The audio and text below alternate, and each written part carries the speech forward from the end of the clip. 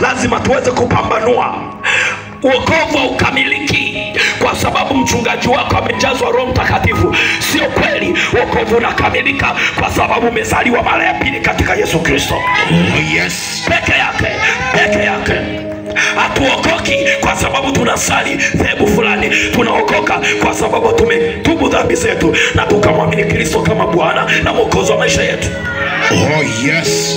Bwana Yesu asifiwe. Amen. Kuna vitu vingine, najua hii injili ningependa ifike kwa watu wote waelewe, na hata wewe ukielewa usiumbishwe. Wakati fulani nilikuwa mkoa wa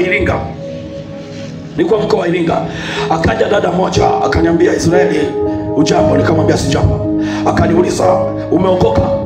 Nikamwambia naam nimeokoka. Akaniuliza unasali wapi? Nikamwambia mimi ni Mluteri.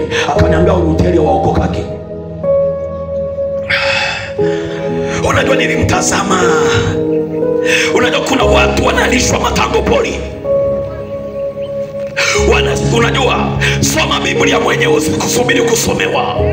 Oh yes. Soma Biblia mwenyewe. Oh yes. Biblia inaniambia hivi, injili ni uwezo wa Mungu uleta wokovu kwa kila aminiye.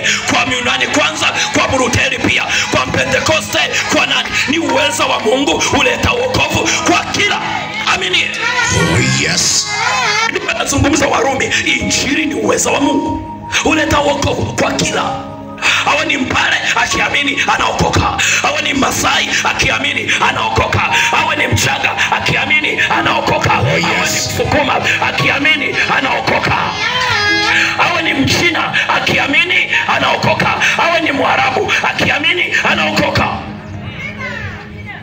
Acha kumfungia Yesu kwenye dhehebu lako. Haenei kwenye dhehebu. Yesu